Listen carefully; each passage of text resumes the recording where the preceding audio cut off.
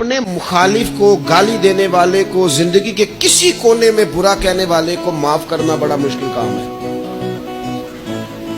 کسی شخص نے 30 سال پہلے بھی کبھی آپ کو کوئی سخت لفظ کہا ہو تو وہ بندہ سامنے آئے تو بات یاد آ جاتی ہے، یار اس نے یہ کہا تھا۔ باتیں کھٹکتی ہیں۔ کسی مقام پر کھڑے ہو کر کسی جگہ پر کسی بندے نے آپ کو تکلیف دی ہو، بندہ اس جگہ پہ آئے تو وہ چیز کھٹکتی ہے، لیکن یہ اعزاز صرف رحمت للعالمین محبوب کا ہے کہ حضور کے سامنے جب وہ لوگ پیش ہوئے، حضرت وحشی جیسے کہ جنہوں نے پورا وجود کاٹ دیا تھا حضرت امیر حمزہ کا اور کان ناک آنکھیں نکال دی تھی، انہوں نے آ کے عرض کی حضور ہمارے جیسے گناہگار بھی آئیں تو معافی ہو جاتی ہے؟ فرمایا ہو جاتی ہے تو پڑھ کلمہ، ہم فوراً ہی معاف کر دیں گے۔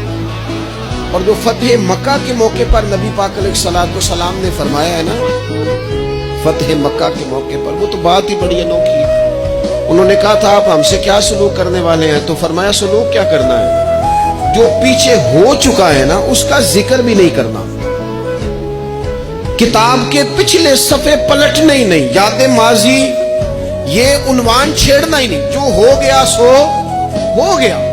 یہ خاص رحمت کاملہ اللہ تعالیٰ نے اگر عطا فرمائی ہے تو میرے اور آپ کے پیارے رسول ہی کو عطا فرمائی ہے۔